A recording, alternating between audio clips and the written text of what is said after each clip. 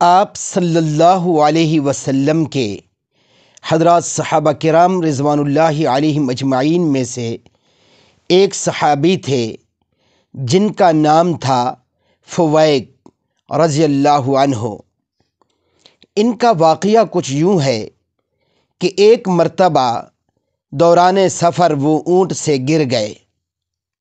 وہ جہاں گرے وہاں سانپ کے انڈے پڑے تھے۔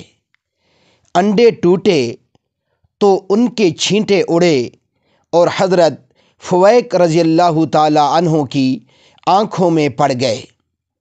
اس کے ساتھ ہی ان کی آنکھیں بے نور ہو گئیں۔ وہ رسالت مآب صلی اللہ علیہ وسلم کی خدمت اقدس میں حاضر ہوئے تو ان کی آنکھیں بالکل سفید ہو چکی تھیں اور بینائی ختم ہو چکی تھی۔ آپ صلی اللہ علیہ وسلم نے دریافت فرمایا، اے فویک رضی اللہ تعالی عنہ، تمہاری آنکھوں کو کیا ہوا؟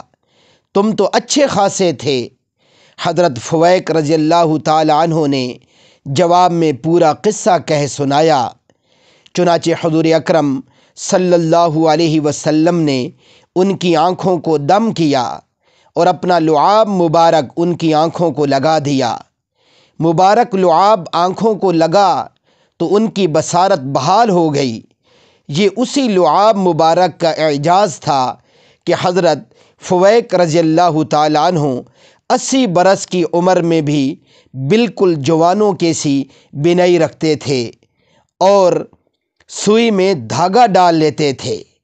میرے محترم سامعین، یہ آپ صلی اللہ علیہ وآلہ وسلم کا لعاب مبارک تھا اور یہ آپ صلی اللہ علیہ وآلہ وسلم کا معجزہ مبارک تھا کہ حضرت فویک رضی اللہ تعالیٰ عنہ کی جو بینائی بالکل ختم ہو چکی تھی پھر سے وہ لوٹ آئی۔